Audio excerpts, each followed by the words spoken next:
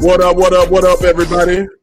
What up, world? Welcome to the Fanatic Sports Podcast. I know we just saw y'all Monday, and here it is Thursday, and we back at it again. But it's with special group. So first of all, shout out to the Blue Report, the Throwback King, a mainstay for the Fanatic Sport Podcast. And then it's definitely a big shout out to Big Mark, Mr. Walmart. Happy to have you back on board with us. But tonight is a special event because I got my man Six Shooter in the building, Rod Earls, former Tulsa Golden Hurricane, and more importantly, former the Little Rock Parkview High School Patriot, 2002 state champion. Mark, tell them the biggest name on that signboard, on that banner. Tell them who's got the biggest name on that banner. So that was a misprint at the printer. And they messed around and put the manager and videographer name bigger than everybody else. We haven't used that printer since. They ain't went back to them since. Because that was the first and last year they were able to make a banner because they put the manager and the videographer's name bigger than everybody. Hey, that's something. Look, so let me tell you a little story about that, right? So we got our state rings, right? That particular week, because 2002 was a great year for me. So I had an outstanding summer camp going into what was going to be my junior year. And so there was all this buzz about that left tackle from Parkview and the tight end and the wide receiver / defensive end. And so it was probably 5 or 7 of us that were gaining some traction as far as being Division 2 or Division 1 level athletes on the football team. And so I was made aware that I had a good camp. And so I told probably 4 teachers that they all could, Dollar in the sweat drop blue, I told them they all could kiss my ass. And so, crazy. so, because Mark, nobody told me that you actually had to keep playing good. I had a good summer camp. I didn't know we had to win games and be effective and actually have good talent and technique. I thought at 6'5" and 350 pounds or 300 pounds, I was going to be good enough. But automatically getting in. Right. So, bro, look, and then we won the state championship in basketball. Who we beat? Pine Bluff? No, we beat Central. We beat Central. So, dog, I'm on cloud 9. And so I cussed out a teacher. And don't tell nobody. My pastor don't, and I watching tonight. I cussed out a teacher, and Coach Flanagan made me run 30 laps to get my state ring because we got a big sponsorship. So if I remember correctly, or maybe y'all probably didn't have to pay for y'all rings anyway because y'all was important to the team somehow. And I guess we were pretty important to the team. We played a role. Honestly, not as important as my role because my letters are this big, y'all letters are this big. Look, we all won the ring as a team. It took everybody. Okay. Hey, I was okay. So Jason Tatum was important to the Olympic team. I was Tyrese Halliburton on the Olympic team. Hey man, you bring that 02 ring up, man. But I think about that 03 state finals all the time, man. I think about that shit all the time, man. Oh my God. Still think about it to this day. Ain't that crazy? Man, that 20 shit years hurt. later, Rob. Man, that shit hurt, man. That shit cut deep, man. Okay, so one more story, and then I'm gonna let y'all talk since y'all are much more important and they don't have as big as letters as me. But so I brought up the O2 ring, which I used to propose to girls to go to prom. First of all, shout out to Renita Dobbins, Mrs. Handles. But she definitely turned me down and did not go to prom with me, even though I got on one knee and proposed to her with my state championship ring. I can name a few more, but I won't. The point is, I want to hear that. I want to hear. I didn't know this either. Yeah, I want to hear. I didn't know this either. Now talk about that. Y'all was probably in practice or somewhere doing something to earning your little letters. I'd already earned my big letters, and so So I was busy talking to girls instead of probably getting better at football or something. So I lost my state ring. Have no clue. 23 years later, no idea where that ring is because I just knew we was gonna win 3. I just knew we was gonna win 03. We defended state champs. T and Rod came back. Mark and Jamal is getting crazy with it too, and you had Ernest to play defense. We was locked in, baby. Like sweat, man. We was in that thing. So I was like, man, I ain't even worried about that. I didn't even wear it to the game. Like for real. Like, you know how normally you wear your ring to the game, like it's good luck or something like that. I didn't even wear it to the game. I'm already knowing I'm about to get me another one. I'm straight. And they didn't. I would have been fine. Was it on you or T? But you went down into the paint and they called, like, they didn't call a jump ball. They didn't call an offensive foul, defensive foul, nothing. They just literally, ref swallowed his whistle on the basically what was the game deciding play. I was beside myself. Tell me if you remember this. You remember when the game started, like 2 minutes into the game. Oh my God! And the referee goes down with some phantom injury, and Eddie Murray from Pine Bluff came in as the sub ref. Yo, bro. I don't remember the ref. I definitely remember that. Into the game, one of the refs went down. Ernie Murray is his name. Ernie Murray came in as the sub. I walked over to Coach Frank. I said, "Coach, you graduated from Pine Bluff High?" He like, yeah. Yeah, he sure did. Ernie Murray is Wapasika. Don't worry that. He from Wapasika. Yes. Yes. Pine Bluff High. Yes. We got Pine Bluff High alumni all of a sudden 3-4 minutes. Yeah, he from Wapasika. Don't worry that, Mark. He from Wapasika. Oh man, but you knew they were gonna have some home cooking though, man. And it was in Pine Bluff. Oh, in Pine Bluff with Pine Bluff real. I'm not saying they cheated. I'm just saying we weren't gonna get no calls. That state championship game looked a lot like I expect the Super Bowl to look next Sunday.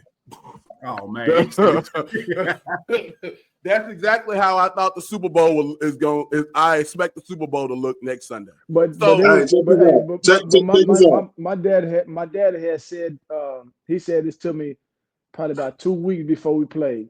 He said, "Man, hey, it's hard to beat a team 3 times because we had beat them twice that year." Yeah, but me being young, I'm like, man, that ain't nothing, man. We done. Yeah. We handled it. Like, you know what I'm saying? I'm like, Pine Bluff beating us beating us in the state championship game for the ring, ain't no way. For the ring, ain't no way. Oh my gosh, man. Came out and beat us. Boy, I was so man, I was hurt. But see, here's what I remember too, though. It was a little guard, a little light-skinned guard. Carry. I don't remember him from the 2 games before that. Me either. I don't either.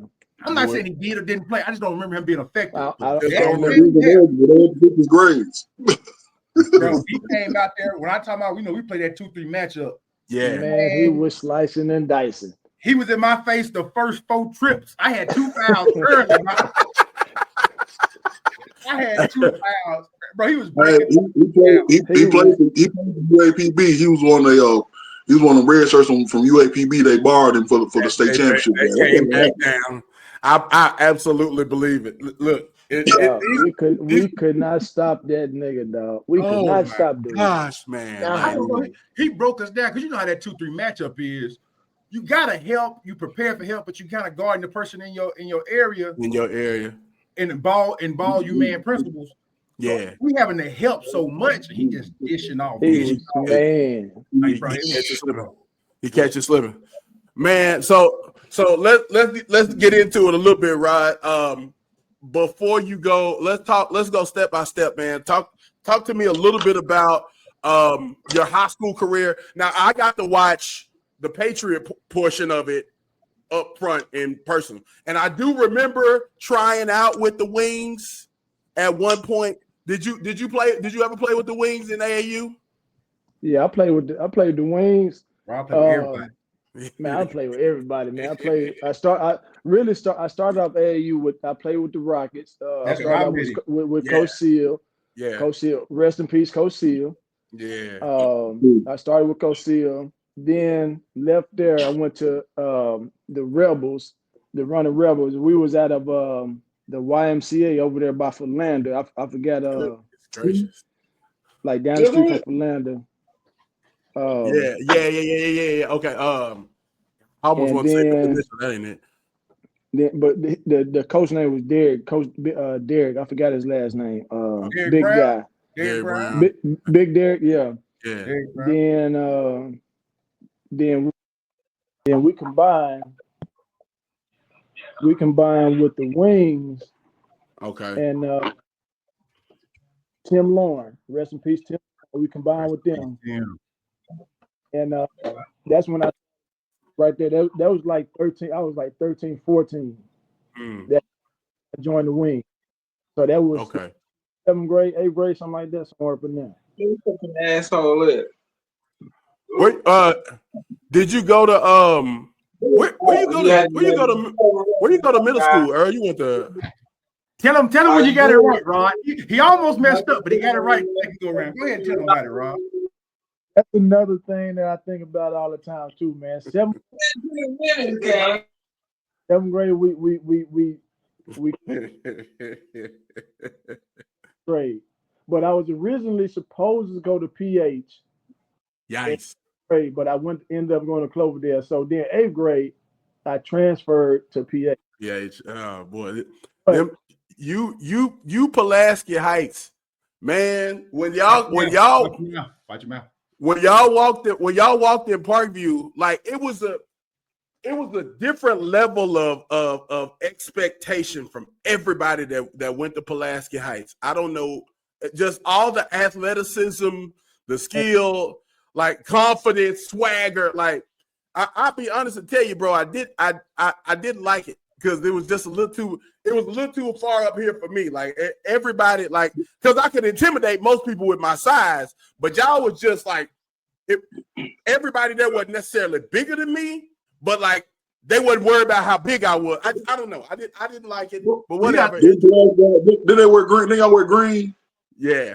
Kelly Green. Kelly Green. Kelly Green. Green is green. Come on, man. So come on, man. No. Green. Forest Heights were green. Yeah, that's right. Okay. We were Kelly Green.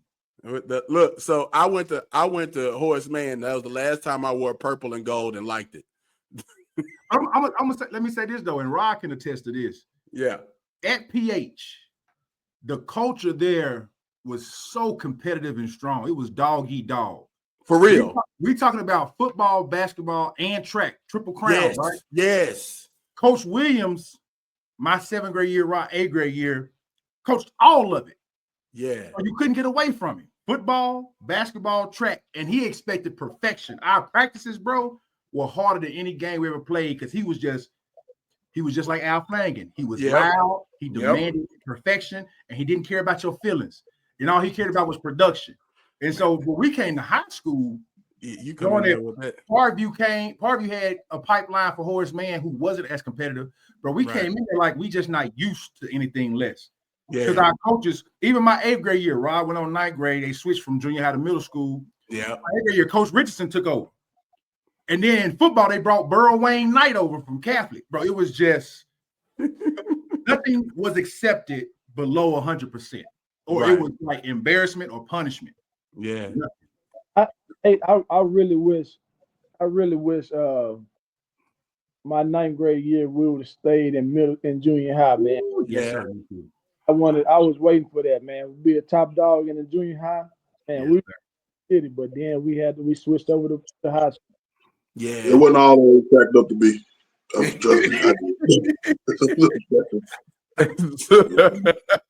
So look, man, talk a little bit about your high school career and a decorated high school career. Man, like I said, you know, we talk about, and it's crazy, we got more stories from a loss than we do a win. And that's and to kind of step out big picture. That's why I call this the Fanatic Sports Podcast.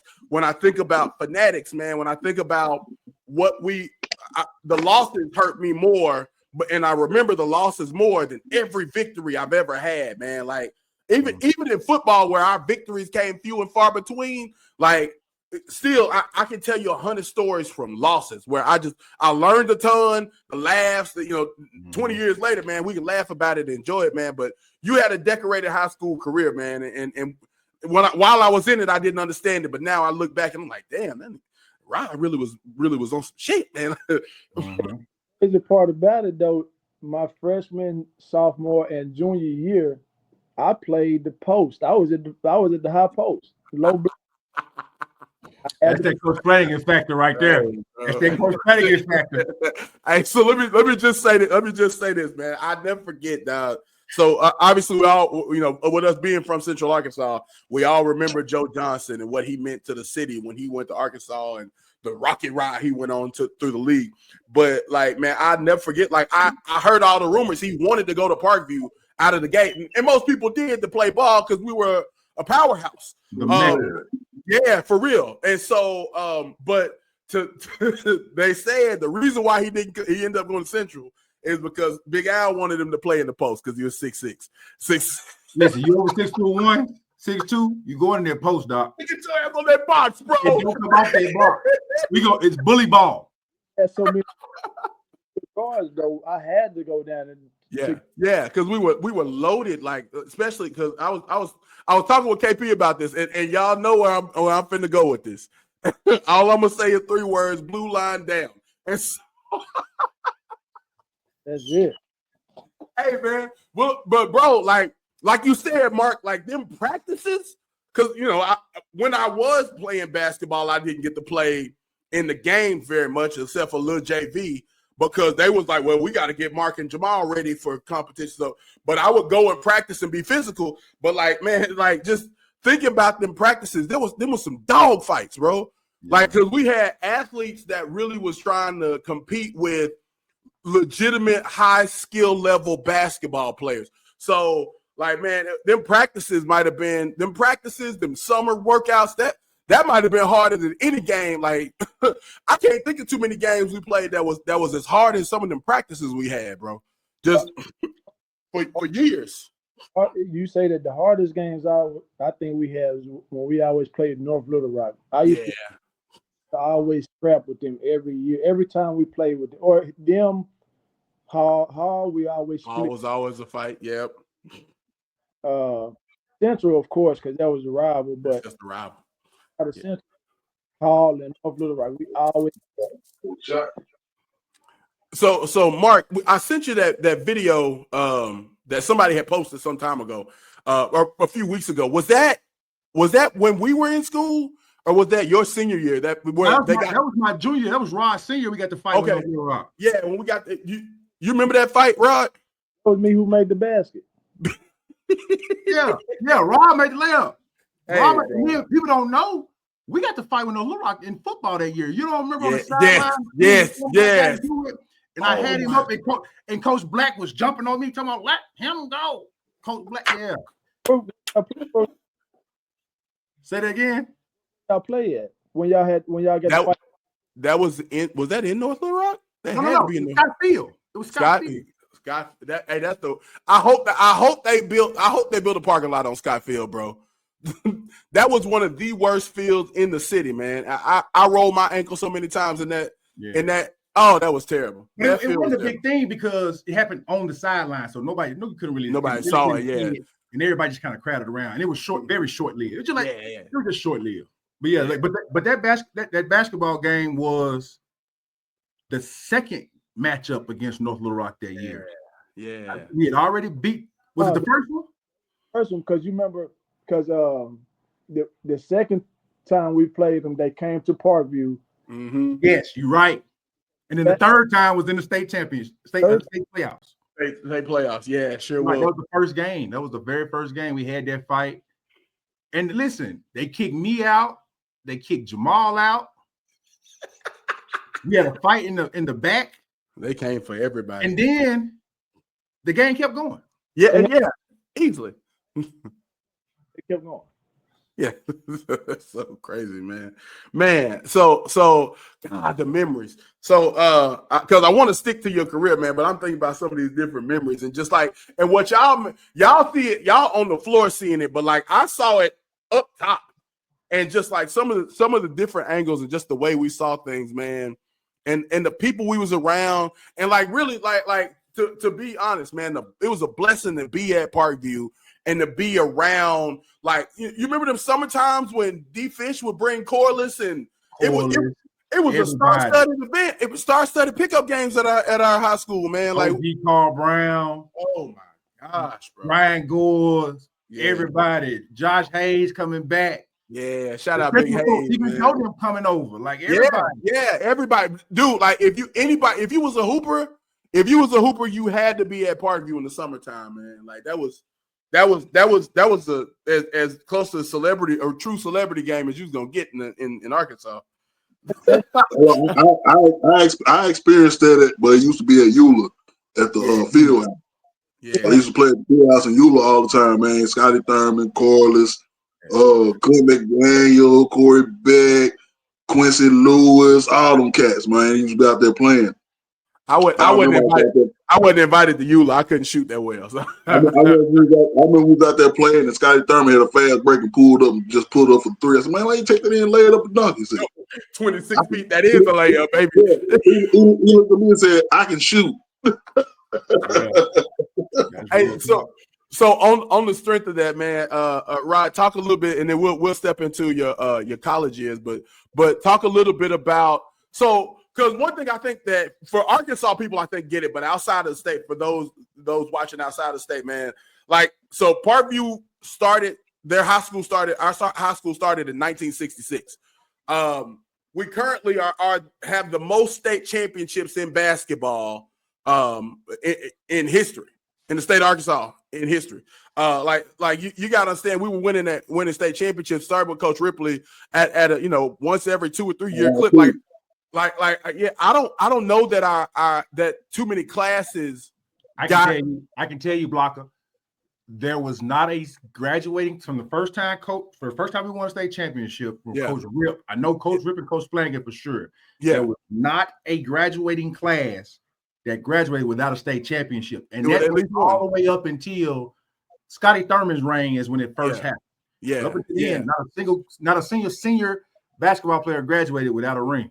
Man, it was a level of excellence that I certainly hope that Scotty finds his way back to, and I think he will, man. I feel confident about it. He's got all the right connections, and to do it. He's still coaching at Parkview because I was watching him the other day and I see him on the sideline.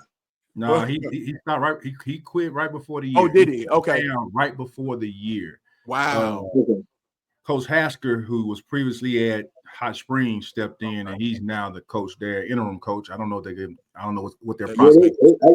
I watched them play BB the other night. Them boys were jumping high. Yeah, shout out to Jaden Slaughter, class of 2026, athlete, what up? Uber athlete. Yeah, he was jumping high. He was jumping high. These high school kids, back when we was in high school, you maybe had one or two that could jump high. Man, everybody in that layup line dunking, windmill, and reverse. Yeah, it's a show. We wasn't even allowed to dunk. Not that I could, but we wasn't allowed to. Everybody high. Everybody. Man, he touching the top of the back. What's going on? Yeah. Hey, man, look, so it's a mixture of the physicality. These kids today are growing at a rapid pace, based on the food they put, what's happening with our food. And then just in general, we watch a lot what we watched when we were in high school, we try to emulate, and those behind us have watched us, and we 2 decades in now. So you know what I mean? And actually that's right on topic of what I was gonna say, man. Talk a little bit, Rod, about living up to that legacy that you had, man. You think about some of the names that have come through Parkview to play, talk about the legacy and what it meant to etch your name into that lore as well. That was huge, man, because I can remember about 5th, 6th grade, 7th grade, going to them Parkview Central games or Parkview and North Little Rock games, man, and just watching and just being in the atmosphere every Tuesday and Friday. Yep. Man, one day me and my mom, we driving up John Barrel. We this is like I say, like 6th grade or something. And I told my mom, I said, look, my mom want to go to Parkview when I get in high school because of the basketball tradition and the history and everything. So this is early mid-90s when I'm like, man, I got to go to Parkview when I be a part of it. So then, like I said, I go to PH in 8th grade. Everybody trying to get to go to Central, man. Central, go. You going to Central? You got to go to Central. I'm like, nah, man. I'm going to PH, man. Whatever I got to do to get, Parkview. Whatever I got to do to get over to Parkview, that's where I'm going because that's where I just felt like it was just a different. It was just a different level of basketball over there, and it's just a winning culture over there at Parkview. So I seen a young boy like, man, Parkview is it. It's something different about Parkview, man. I don't know how to say it, but it just was something different. I had to be a part of it. Yeah, man. Me being from Jacksonville, explain to me, like I don't understand how this works with the Little Rock School District. Me being from Jacksonville, we had Southside, Northside, Northwood. All the kids in Northwood went to North Pulaski. Northside and Southside, we all went to Jacksonville. So I know y'all had Pulaski Heights, Forest Heights, Cloverdale, Horace Mann. If I'm leaving anybody else out, I apologize. Like, how did they determine which high school y'all were going to, or did y'all just choose like, okay, I'm gonna go J.A. Fair, I got that. So I'll tell you, and actually, so being from the county, I can tell you the whole story the way it would have been for you. So being from the county, I had my pick of the litter. So when they asked me the 3 high schools, what they did, they let you pick 3 high schools, if I remember correctly, and you wrote down which ones you want to go to. And so I wrote Parkview, and then I left the 3rd one blank because I already knew being from the county, I think Little Rock School District got extra funding for kids from the county or something like that. But whatever it was, we got our pick of the litter. So what we did, the selection process, if I remember correctly, is you kind of write it down, and then if you didn't get into the schools you wanted to go to, I believe you were zoned to a school that was in your zone, right? Ain't that how that worked? So it was like, go ahead, Rod. I remember. I grew up in Southwest, so go to Yes, the Valley Drive. Valley Drive. go to Fair or McClellan, but I knew I no disrespect, but I just didn't want to go there because of basketball. So I was like, man, I got to go to Parkview, but I don't know, honestly, to this day, I don't know how I got into Parkview. I don't know who did what. I know the answer. Now I need somebody. If we got a research team, I need folks to research statute of limitations. That's what I'm about to say. All right. So here's how it goes. There are 5 Little Rock School District schools. There's only one Little Rock School District school that doesn't have an actual zone, and that's Parkview. But they have what's called a buffer zone. So if you live within a certain amount of radius, your chances of getting in were greater. I speak of chances because Parkview at the time was one of the few magnet schools. Yeah. And so you could do what they call an M to M transfer, a magnet transfer. And if you wanted to go to Parkview, because we were arts and science, right? So you had the art side or the science side. If you signed up for academic reasons to go to one of those, the magnet schools, you got kind of expedited on this list. Yeah. Now listen, expedited.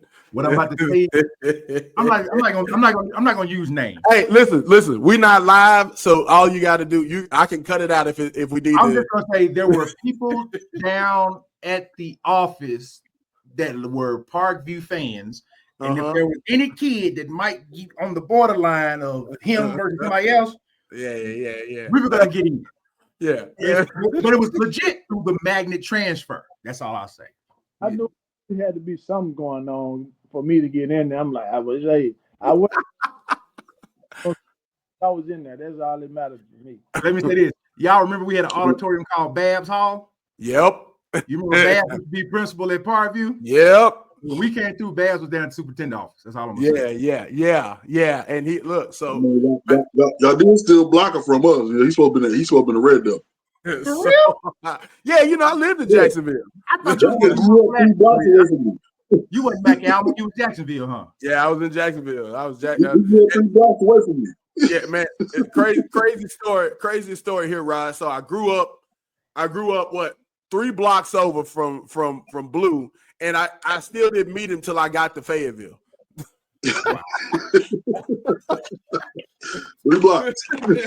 We didn't have to drive 150 miles to become best friends, Blue. Just I like remember my report, he was on Bill. Like, come on, man. Rod, I was sitting there thinking, Rod, and it's crazy. When I look back at, Blocker talk about the mystique and the reputation you built in basketball because you were such a skilled player. Yeah. You were one of the few guys that had a legit nickname even in middle school. I didn't get my nickname till high school. But that nickname came from football. Everybody think it came. That nickname came from I played at the Southwest Community Center. I played with the TCBY Buccaneers. My number. Yeah. Wow. We used to play. Is it now?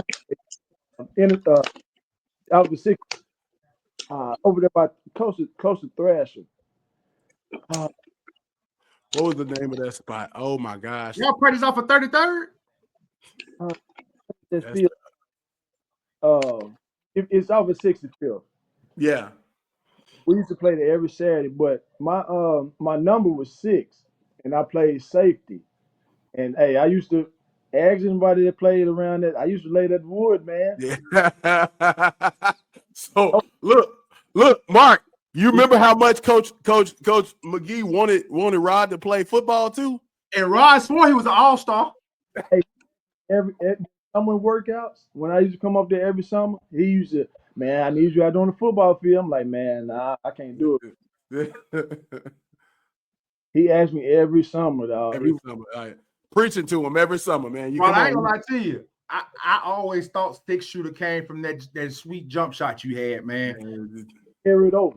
You had a form not the same as Ray Allen, but the fact that every time you shot the ball, your form never changed. Automatic. Like. Hey, you had that form though. I got it from Josh Hayes and Jaleel West. Hey, talk about legends, bro. Too. Yeah, that's Little Rock legends right there. Like I said, I used to go watch play all the time. Jamil Wesley used to get up off the ground and he used to jump off the ground and shoot. But then when I would look at Josh had like the perfect, most prettiest form. Yeah. But if I just combine the two, man, I have a nice jump shot. And that summer, I was just in the driveway just practicing. And I just got it down. And then I formed it. Then the wings hit the run. Crawford, Crawford. The year just perfected it, man. Man, amazing. It was a sweet jump. It was a sweet jump shot, though. It was sweet. Like I said, it was a true jump shot. And I'm gonna tell you something, Rod. You say that, but you gotta think we go way back, Rod. You remember Christian competition in Southwest? Hey, we go back to Hoop Fest, man. Hoop Fest. Let's talk about it, Rod. Let's talk about it. Rod, Gabriel Moore, and then our fourth man one year was Nick Harris. I can't remember who it was the other year. We won back-to-back. Who was it? Reggie. He went to Horace Man. I forgot. Oh, God, I know you're talking about too. Because I think he ended up going to Central. Reggie. Yeah. It was Reggie. Hey, back-to-back Hoop Fest champions before they shut that thing down. Oh my gosh. Everything happened Little Rock. Worst thing happened Little Rock. Right. Wasn't it hot, bro? I'm talking about listen, for those who don't know. Oh my gosh, the heat. By what's my guy? He got into real estate. He's the one who did it. Pal Haskins or something like that. Anyway, yeah. We had it downtown Little Rock, blocked off many blocks. Basketball goals on the concrete streets of downtown Little Rock from ages in the middle of summer, 8 to grown-ups. Oh my gosh. Say it again, Rod. cooking, and we playing 3-4 games. Yes. Yeah. But listen, it was so beautiful though, man, because it was like pickup ball 3-on-3 at its finest. 3-on-3 is hot now, bro. Hoop Fest 3-on-3 was it to the point where Little Rock had national 3-on-3 champions come out of Hoop Fest. Yes, for real. Man, talk about some dunk contest was crazy too, man. Yes, sir. Shout out to my guy Jim Eckhart jumping over them people. The white dude Jim Eckhart jumped. What was it, like 7 people we had stacked up? He jumped over and dunked on them one year. Man, for real. Like, bro, we gotta bring that back. Yeah, that Hoop Fest. Yeah, we gotta bring that back. Crazy, that's one of the worst things ever happened to Little Rock, man. Losing Hoop Fest, man. That, in my opinion. Yeah, that was special. That was special. That was just 3-on-3. Yeah, man, you just out there. Pure hoop. You had to be a hooper man to go out there and do it. I think I played one summer, dog, and I think we probably won like 2 games, something like that. Man, the way that heat, and I made the awful mistake because I was trying to look fresh because you can't just go out there and play. You got to be dripped out, as the kids say these days, bro. So I had on some Jordan 12s, like all black with the white trim. And that was the black and red ones was hot at the time. Yeah, they were. But look, I only wore them like to kick it every so often, but I actually wore them to hoop, and they ain't have no soles in them worth the flip, man. On that heat, I just remember the amount how hot my feet were because I had nothing. I had nothing, man. Big Mark, you remember playing? We played against T and Trey Sally in the semifinal. Yes, listen. And I'm talking about we probably was 10, 11 years old, something like that, maybe 11, 12, like that. And it was packed around our joint because you had a lot of the young hooping talent on one court. Bro, it was a real deal barn burner, bro. I got pictures of it somewhere. I gotta find it.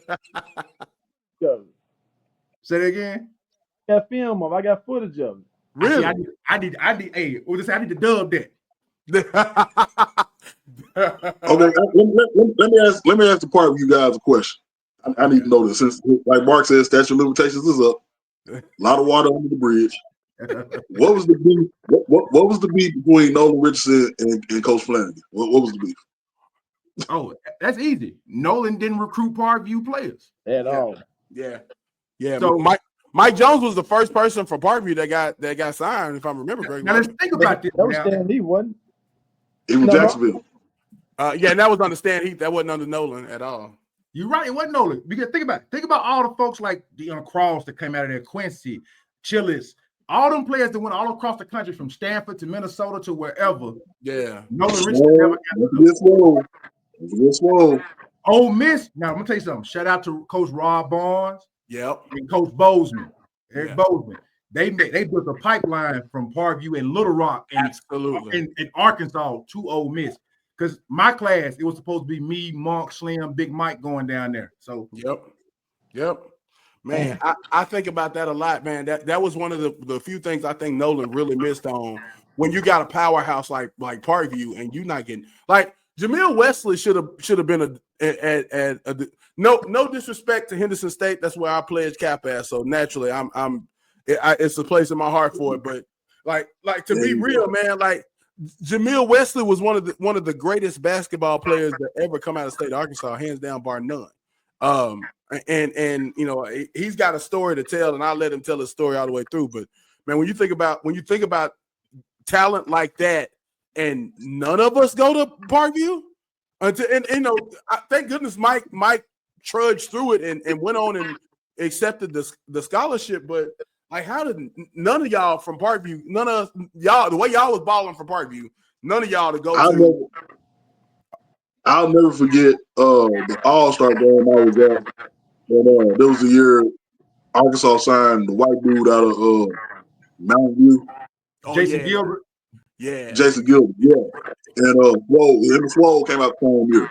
Yeah, they did. And Swole gave dude so much trouble in that All-Star game. And it was like, and Nolan Richardson was there. And people were turning and just looking at Nolan like, really? You're not gonna do nothing? Yeah.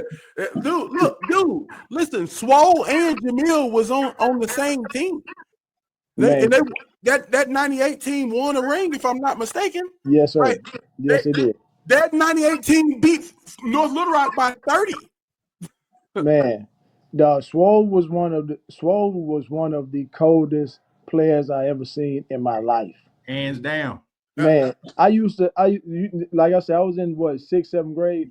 He used to get to the rack, and I used to be sitting there like, why can't y'all not block his shot, man? He getting right to the basket, and y'all can't block it. 5'7". Man, he was 5'7", 5. He getting right to the rack, and he's doing whatever. I'm like, this something ain't right, man. I'm gonna say this. How is he this cold? I'm gonna say this. Y'all generous with that 5'7". But anyway, tell me this. What was 5'5", 5'6" at most? Do y'all remember his senior year when they went over there and played Central? Yeah. And Joe, it was Joe's junior year. Yep. They put up 31 over there.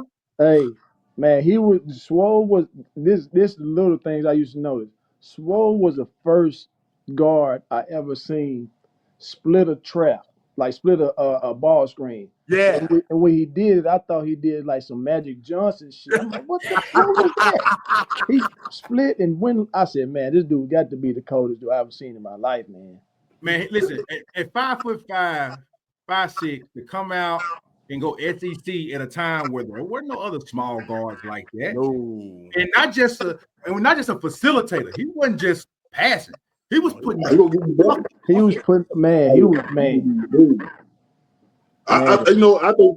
Swole was Chris Paul before Chris Paul. I'm telling you, man. Swole was in front of Street and Smith magazine back in the day. And I remember I still have the magazine because he was on the front, and then I was in the back with the prep stuff. And I thought that was the coldest thing ever. He was at Ole Miss. I was in high school. But Swole was one of the best guards to ever come out of the region. No question. Not even a question. Golly, man. And so all right, I can maybe see you say, okay, you look at his stats and say, even though he put up these crazy numbers and he getting everybody involved and the team was dominant, you say, okay, maybe we don't take Jason Harrison because he under 6 foot.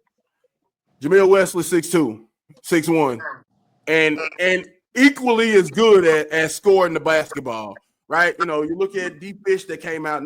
That 92 team had 5 Division I starters. Like the level of the legacy that came out of Parkview for 15 years. Where did they win those rings at, Blue? Just quick. Not in Clipper land, I can tell you that. I ain't got my Clipper hat is on the way. I'm gonna wear that later. Don't worry about it. But it has the worst franchise in sports on it. We'll go ahead. So look, man, I actually did pull this up, Rod, because one of the things I think about a lot, and we kept in touch throughout the years thanks to Facebook and the Facebook. The Facebook. That's what it was when I added them. That's how long it's been. But man, look, social media has made the world tiny, man. And so I remember when you signed with Tulsa, and I was like, wow, man, my cousin just signed D1. So when he made it to D1, Mark, he became my cousin again. I was pretty excited about it. You did it a lot. You did it a lot. Yeah. But talk about that run. So the run in JUCO, if I'm not mistaken, you won a ring or something like that in JUCO, right? Yeah, my sophomore year, we won the national championship, man, and I was the MVP of the tournament.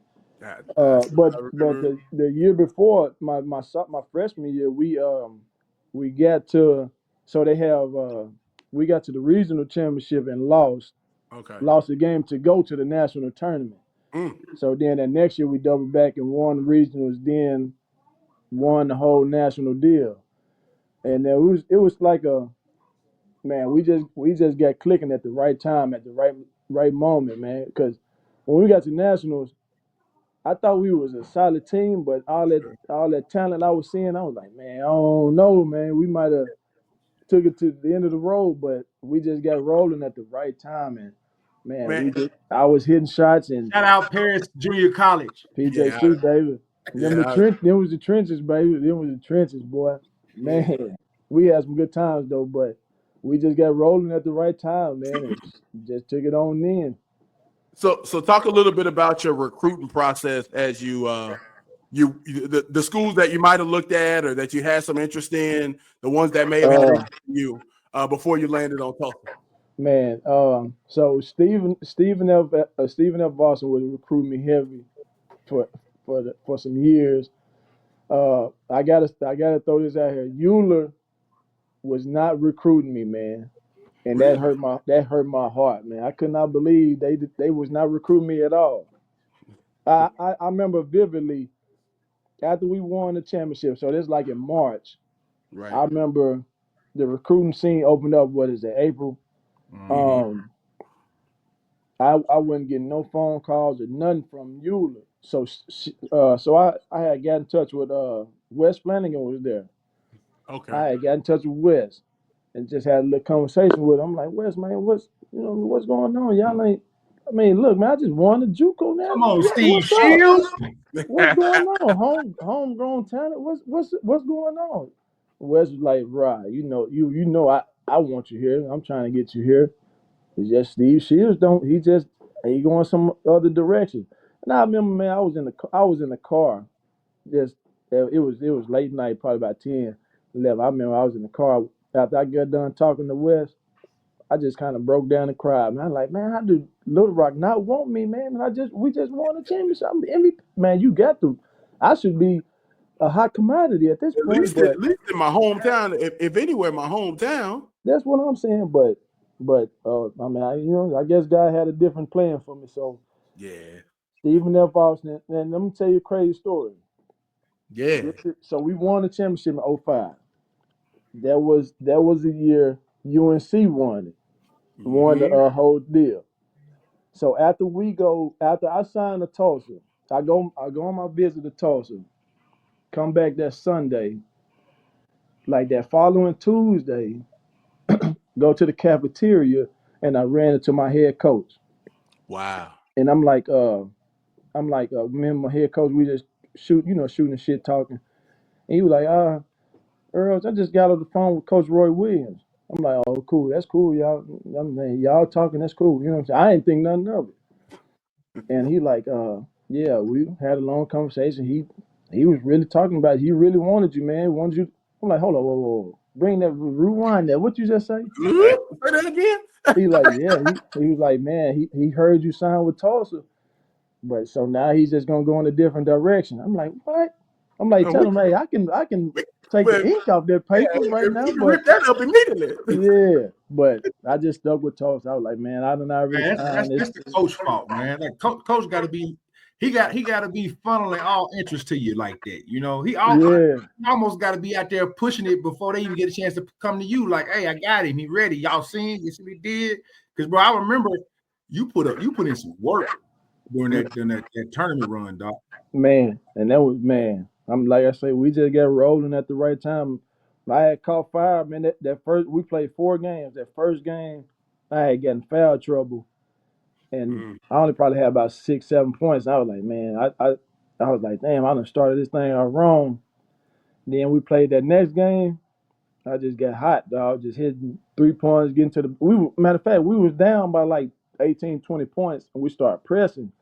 I just kept getting steal after steal, getting to the basket, free throws, hitting threes. Next thing I know, I had like 18, 20 points. And then that next game, the semifinal game, we played College of Southern Idaho or some CS College of Southern Idaho.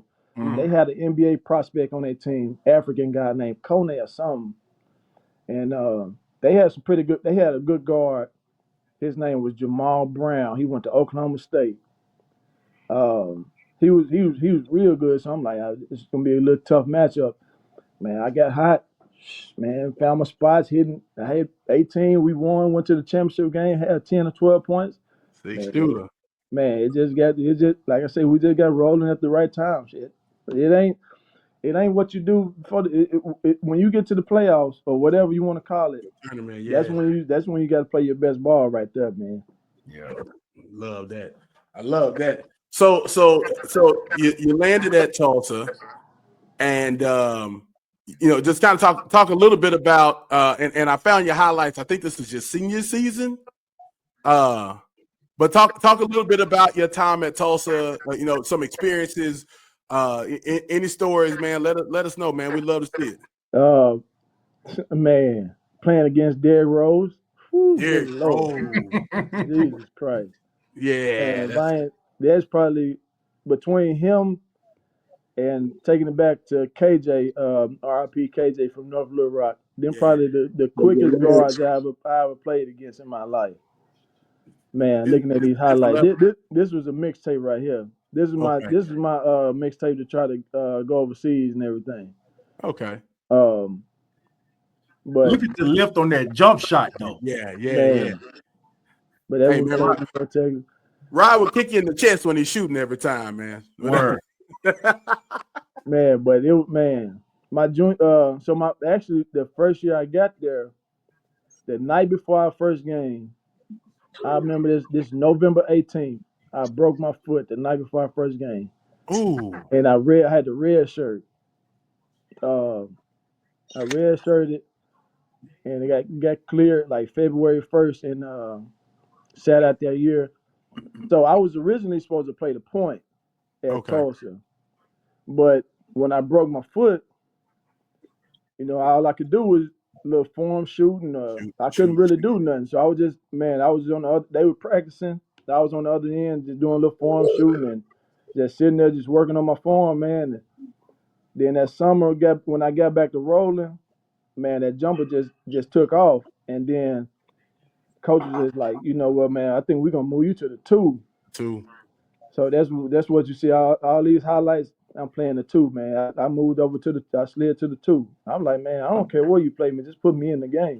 Get me on the court. Just get me in there. But yeah, I was originally supposed to be the point guard, but it didn't even matter to me. Man, man, Derrick Rose, man, in that clip right there, you see Blake Griffin. Blake Griffin was, man, he was a man amongst boys. Yeah. That's a CBI championship. We didn't even want to play in that CBI tournament. I was gonna ask you about that because I remember y'all winning that tournament. And kind of that talk a little bit about that road and because it's not as known a tournament, but it was. That was actually the first year. My senior year was the first year that they started it, and I remember we got to the conference championship, and we got smoked by Memphis, of course. Yeah. They putting out the confetti in the first half of the first half. Like 10 minutes left in the first half, they pulling out confetti. Hey, the game over with. Don't even worry about it. Yeah. So we of course we didn't make. So we thinking about could we go to the NIT? No NIT for us. So I'm like, all right, cool. Well, my season over with, my career over with. Spring break, here I come. I'm getting ready for spring break. I forget what I was finna do, but I know I'm packing up for spring break, and get a text message. Yeah, we might be playing in the CBI. Everybody like, what the fuck is a CBI? You don't know what no CBI because it just brand new. Yeah, it was brand new. Everybody like, what is a CBI? And I was like, man, I'm gonna tell coach I ain't playing. I don't even because it's like the reject. It's like a off-brand tournament. So I'm like, man, I don't really want to play in that. And at that my senior year, me and my coach had kind of butted heads, and I didn't really have the senior year that I wanted. So I was really ready to get up out of Tulsa because it was just kind of all bad. So I really didn't want to play in that tournament. And I remember we played and we won it. And once we won, I was like, man, I'm so glad we played in this tournament because I kind of trying to rebirth myself a little bit. Yeah. So I know you said you were all this film is kind of about you making your way to the overseas and kind of that post collegiate career. Did you make it over there? Were there any offers or anything like that for you? Yeah, I went overseas my right after college. My first year I went to Sweden, Stockholm, Mm, Sweden. Um, I played for probably about 2 or 3 months. I actually got cut. Um, the point guard that they cut me for, he played in that same league the year before. mm, So my head coach knew of him and he really wanted him. So he was the point guard was over in Finland okay. he was in Finland or Norway playing. Somehow he got free from his team. And once he got on the market, my coach was just like, "Hey man, hey, this the business. You know, Go over my house. I already know him. You do. It's nothing against you. Yeah. You doing your thing. I was averaging like 17 and 8 or Wow. 17 and 7 or something like that.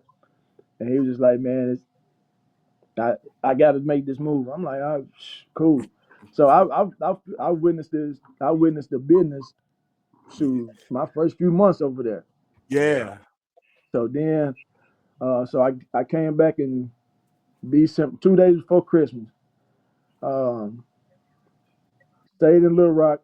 That was '09. Yeah. From like December '08 to summer '09, worked and then worked out. Then I went back over in August.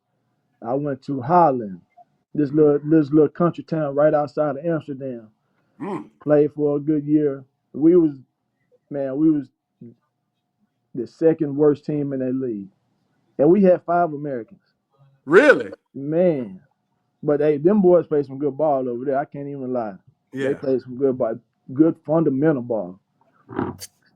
Man, but that was a good experience though. I enjoyed my time overseas. Did you Yeah. play on the ball over there? I played both. I played mostly the two, but I played some points sometimes. Gotcha. That's when them combo guards was combo guards. Now these days, I don't know what they are. I don't know what you call these guys now. Yeah. It's all Combo. interchangeable. Yeah. I'm about to say combo. Everything's a combo now. Combo guards, combo forward, point forwards, everybody. They got two guards playing one. And I'm like, man, I don't know what you call them. Yeah, yeah. I mean, what does it matter when Draymond Green is walking the ball up the court now? Yeah, So, I mean, everybody's doing everything. There's, gone are the days of, you brought up Dr. Babb, and when I met Dr. Babb, so I'd known him because my brother went to Parkview, and so obviously my family had already kind of known him. But when I came, obviously everyone was excited to see that kind of height. I think they thought they were getting a Mark Winston, but instead they were not. And so, but he said, you know how to play back to the basket. Man, I'm 6'3.5". Like what back to the basket do I need to be? I know. So look, man, I got cousins, and I want to get to this with you, Rod. But I got, like I told you, my cousins are 6'7" and 6. One is 6'6", 330. Shout out that's the little brother, the baby brother, Jalen, the little brother. And the older brother, Jordan, is 6. How tall is Jordan now, Mark? 6'8", 6. He about 6'7", 6'7". 6'7". I mean, and so the first thing I told them when they were probably 10, I said, do not, under any circumstance, let any coach teach your sons how to play back to the basket basketball. And have both of them, even the big one, learn how to dribble and play on the perimeter. That post stuff will come later. The last got much respect. It seemed to work pretty well for Big Al and in that group, but man, I never one of the things I wish I would have done more with my basketball career for what it was, but to play as a guard, because I'm 6'5", and I'm also 398, but I'm not, so I don't think I was ever gonna get to play guard anyway. As a matter of fact, Coach Flanagan told me if I wanted to play guard, I could go play left guard, but. Yep. But I wanted to learn to handle the rock and facilitate and be a passer and that sort of thing. But I also didn't have the foot speed to keep up with most guards. So understandable. But I mean, you know what I'm saying? Like I told him, like, don't let Jordan be no back to the basket 6'7" power forward. I mean, those moves come in handy when it comes to defining a bucket, but you can play face up at least. You know what I mean? Like. And in today's game now, nobody touches the box. Kids are scared to go to the block. It's mind blowing. Talk a little bit, Rod, about today's game. And Mark, I know you right in it with them. Talk a little bit about today's game and what these kids are doing. You know, the skill level they have, but also the, you know, where the game has evolved to now. I got a love-hate relationship with today's game, man. Is they Me like you too. say they skilled. Don't get me wrong, they super skilled, man. They do a lot of stuff that I probably couldn't do when I played, but it seemed like they settle too, like they shoot way too many 3-pointers Ready to shoot. for the most part, and Ready to it shoot. just don't like in the AU scene, it just seemed like the competition out there, like they don't compete. Like I don't get it. It's like the essence of basketball is gone from the game or something. Yeah, that's beautiful poetry you just said there. Like I can watch it, and if I watch an AU game, I would say 100 times, slow down. Just slow down. Just slow down. Look, they all go 100 miles an hour to the 3-point line, and that's it. Like, To come the on, like, 3-point line. slow down and do. I don't. It's mind boggling. But on the other hand, they do some of the stuff. I'm like, damn, I couldn't do that when I was in high school or your age. I don't where you get that from. But I'm learning to adapt to it. But it's just, and I try not to be like that old guy. Like, man, back in my day, we did this. But See, Back when but I it's was it's, coming it's up. hard. It's I'm that hard old though. guy. It's hard. I swear it's hard. I'm that old guy. I'm that old guy because it's hard to watch high school basketball nowadays. Because first of all, you can tell who's an elite team and who's not an elite team. A lot of non-elite teams run a lot of zone, Yeah. and a lot of these kids don't know concept of zone. Like at the top, they running too far, and leaving backside open and getting backside jump shots. Another thing is they shoot too many 3-point shots. I got a partner who's a coach in West Memphis, and he was in PE class. He said he guy out there, he's shooting 30-foot threes. And he did go up to him and say, "Hey man, how much that shot worth?" He said 3. He said, "Now come here. You standing right behind this line, ain't shooting, you hit that. How much is it worth?" He said 3. He said, "What's the purpose? What's the point?" Exactly. You know what I'm saying?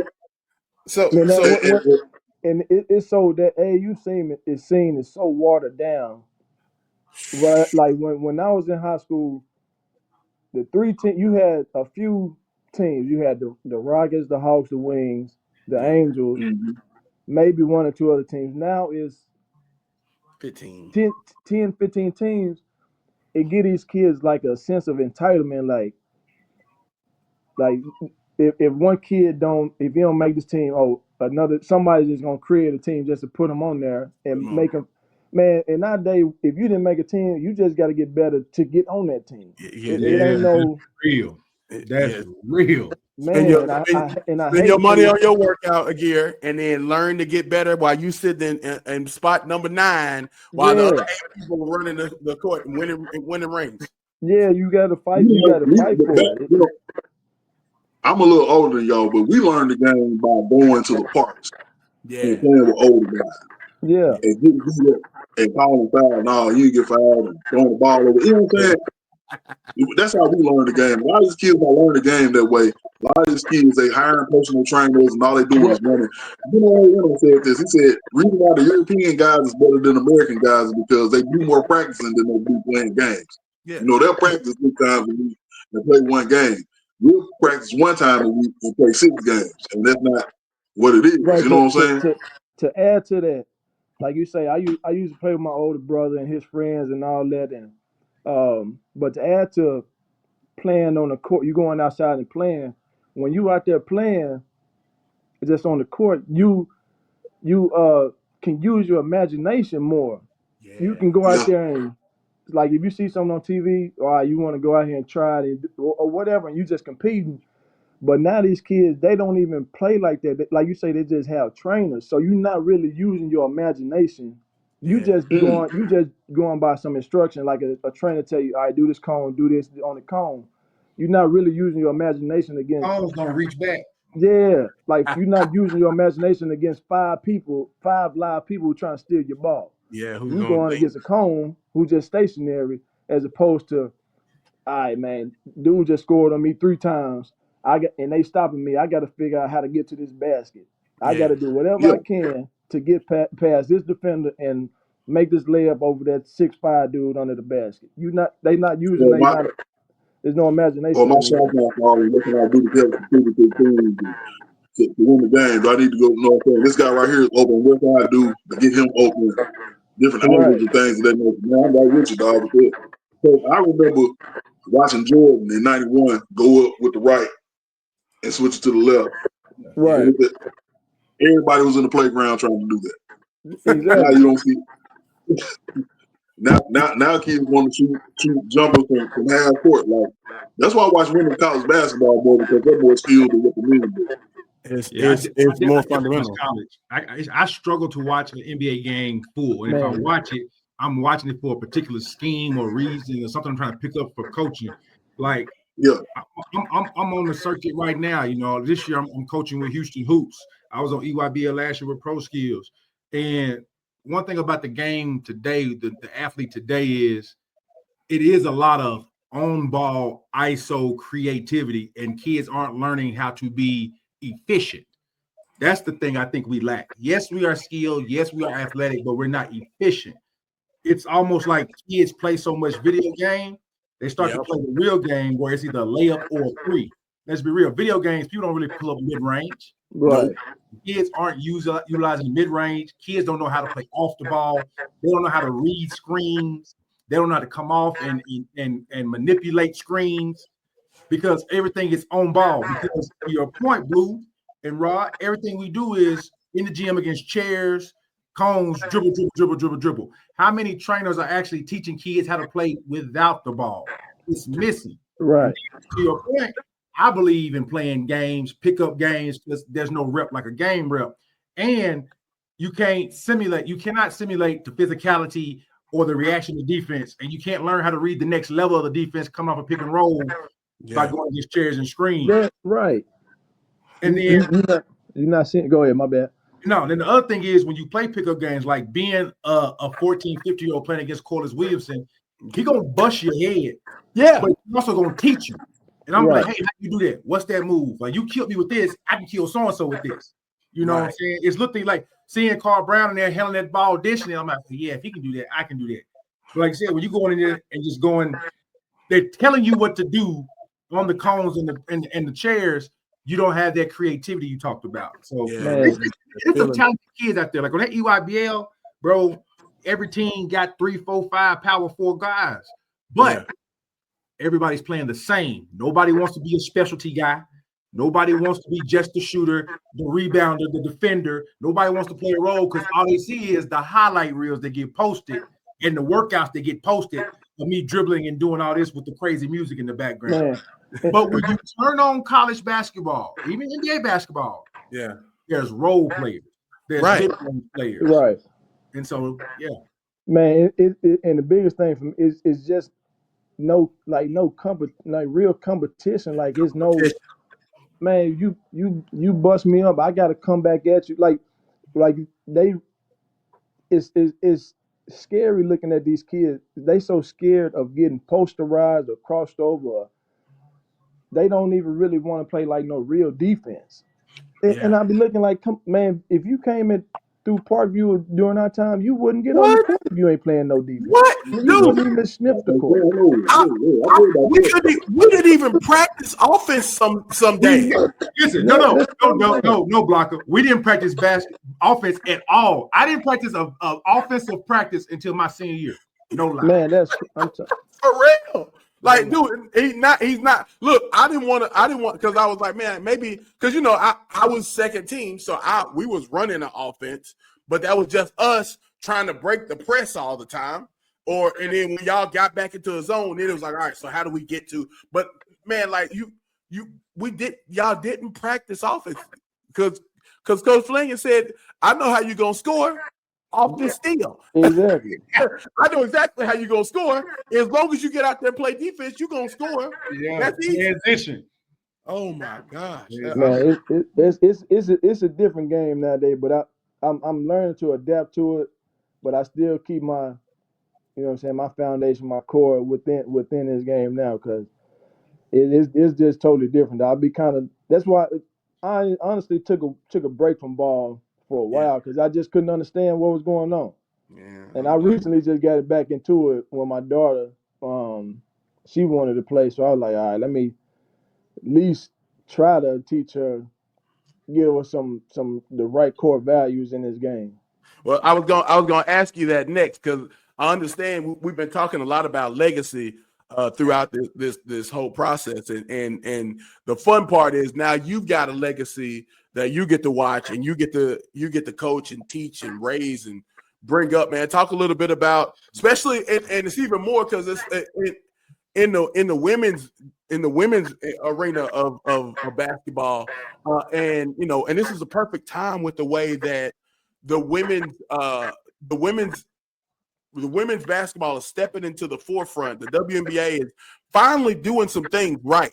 It was actually just announced today. Angel Reese will be has her own specialty meal. She's the first women's athlete to have like a specialty meal with McDonald's, which is very, very dope. And like I told you, Rod, I'm down here in BR in Baton Rouge, man. To see she's a rock star, bro. Like for anybody, and I know a lot of people are getting into the game because of a lot more casual fans are coming because of a Caitlin Clark, who I can only imagine what her aura is like when she's around. But Angel Reese is a rock star. She's, she was with the Bayou Barbie while she was down here, and she could do literally no wrong. And actually, these girls, so Oklahoma has a good girls team, and they're playing LSU as we speak, I believe. I've been meaning to check on that score. But, I mean, they are – to see what's happening in women's basketball is really, really special. And, of course, here at the Fanatic Sports Podcast, we all for the women's division and women's sports really taking that step forward. So it's good to see the WNBA doing that.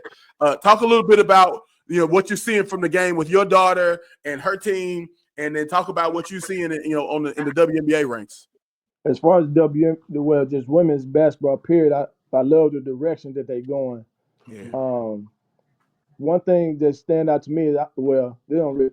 I don't understand how Asia Wilson don't have her own basketball shoe yet. She should have a signature shoe. She should have been had that, but that's neither here nor there. Man, she amazing. But I like I said, I love the way the game is going. With my daughter, she more so. She loves to compete and she plays hard. Okay. So with that, everything else is gonna come, like the skills and the shooting and all that. That's gonna come. I would rather that's easier to work with as opposed to she can shoot and dribble, but she don't want to compete and play hard. Yeah, and it's like that's harder to work.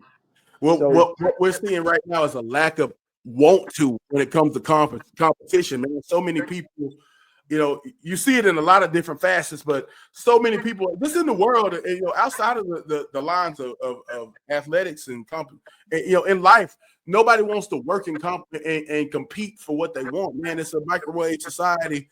I think about it with my own with this podcast. It's a lot of work involved with creating this kind of content. You and I've been working on this interview for a couple weeks now. Just with life. It's no fight in these kids, man. It's like no when that adversity comes, is no fight in it. It's no fight whatsoever. It is. I don't like, man. It's when I transferred to PH. So two instances. So I had already made my mark at Cloverdale in 7th grade. So if I would have stayed at Cloverdale 8th grade, it was pretty much gonna be I was gonna be with Jeremy Edwards and Dion Robinson. It was gonna be kind of our show. Oh yeah, that's right. You was at Cloverdale with them, yeah. So then when I went to PH, I had to start all over. So I'm behind Ron, Dedrick, Keith, Peter. I had to fight for them minutes. I had to fight for them. I had to dog fight for them minutes. Yeah. And so these kids, they ain't doing that now. They wouldn't. They would have transferred again. Yeah, man. You see what's happening in these transfer portals, dude. I'll tell you, I was all for it to start with because when you look into the college world, the world of college sports, for far too long, how many times has a head coach left the program, in shambles, dealing with punishment from whatever, and then after that they they leave, and then the rest of the program and the players at the program are dealing with the issues of it. So I was fine with the transfer portal, things like that. Coach leaves, he moves up into a higher school, things like that. I can live with that. But man, this just hopping from school to school, chasing the dollar. You look at what happened. I don't know if y'all follow, Razorback football with the running back. I think it's Braylon Allen or somebody like that, or maybe Braylon Russell, whatever his name was. The running back. Yeah, the running back from Arkansas. He entered the portal 3 times this summer, and then finally ended up staying because they found the money to match it. I'm like you said, love-hate relationship, because it's so hard to see. It's so hard to I don't want no kid locked into it, but at the same time, hey man, life ain't gonna let you have no transfer portal. I'm telling you. When your resume got 1 year, 6 months, 4 months at each job, because and the reason for leaving the job was, oh well, I didn't like the coach, or the boss left. That's not the way life works. What killed me with that transfer portal is what 5,000-6,000 kids in that transfer portal. Why would you, if you establish like you're a freshman, yeah, and you don't put up some solid numbers, you're doing good. Why would you leave where you done established yourself to jump into a pool where it's thousands of kids? Not to mention the new kids coming in. Yeah, then you got to go to another school. It's not about playing, man. These kids are going to get the money. Yeah, everything is about the money. It's kids right now playing that just transferred, and they're planning their next transfer already for the next bag. The game, like I said, I love to see the players get paid. Sure. I just think right now, for those kids who are not top tier, for those second, third, fourth tier kids, it's a facade. It's like fool's gold. It looks good to go into that portal, but there's not enough opportunities. Supply and demand ain't really matching right now. So unless you have great relationships or somebody working on your behalf, or you're top tier, you could run the risk of getting stuck in the portal. Yep. Yeah, absolutely. It's not a scholarship. I'm not trying to make the portal a real place, but Yeah, but it's free agency. It's free agency. So look, man, we've been at it for about an hour or so, man. One thing before I got 2 more things, and then I'm gonna let you go, Rod. First of all, I know you got a birthday coming up. In like 5-6 days, if I remember correctly. Yep, Thursday, February 6th, baby. Third, man. Early birthday. Hey, Mark, listen, this is gonna shock you, bro. We all turned 40 this year. Yes, indeed. What are we doing, baby? November. Oh my God! Yeah. All right. So yeah, he February. I'm March 4th. So we right around the corner. But definitely happy birthday, man. More blessings, more life to you. As a family member, I gotta do my part. But the other thing. So before we go, so like I said, this is the Fanatic Sports Podcast. And I normally start with it, but we were just kind of in the groove and talking. So, but I got to get your fan story. So tell me, you can pick any team that you like. Don't have to be the terrible team that you like, the good one. Pick a good team that you like, and tell us how you became a fan of one of your favorite teams. Well, really, I don't have an NBA team. So my only team is that I really follow is, of course, Arkansas, but Baltimore. Yeah. Man, that's crazy. That go back to back in early 2000s, man. When I got my PS2, man, I got Madden with Eddie George on the front cover. Oh my gosh! So I used to always play with either the Colts or Baltimore. Yeah. And I used to always find myself winning with Baltimore because they had a tough defense. And I remember I created a player, put him on the Ravens, put him on the Colts and all that. So around that time, they won a Super Bowl around that time as well. Yeah. But I didn't really, right then and there, I wasn't like say I'm a fan, but I was just like, I take a liking to him. Yeah. Then throughout the years, going to different schools and colleges, nobody really we really didn't talk about football like that. But every time I would watch like Sports Center or something, I would always kind of be like, damn, the Ravens, damn, they won. Okay, they lost. I would kind of keep up with them a little bit, but not much. I would always notice that what they were doing. Yeah. So it was kind of like just stuck with me. And then over the years, and then when I moved here to Dallas in 2010, when I got my first corporate job and all that, everybody talking about the Cowboys and every Monday everybody come in and talk about football and especially the Cowboys, and it just kind of just grew from there. That's when I was like, I mean, I'm riding with the Ravens, and then we won the Super Bowl in 12. Yeah, that's right. It just stuck right then and there. That's when it kind of really took off. But I was rocking with Baltimore since early 2000s from my PS2 days. Okay, so first of all, let me say, have it on record, Mark. Rod Earls, when he played on that PS2, he did not call his own plays. I know this for a fact because he was beating me in Madden, and I said he was cheating because he was calling the coach suggested plays on Madden. No, they didn't have coach suggested plays back then. You had to pick. You had to pick a play. Maybe he was cheating. Maybe he was just better than me. None of that's important now. Because the Steelers have still beat the Ravens 9 out of the last 12 times. So it don't matter. Ain't that something? Hey man, well look, bro.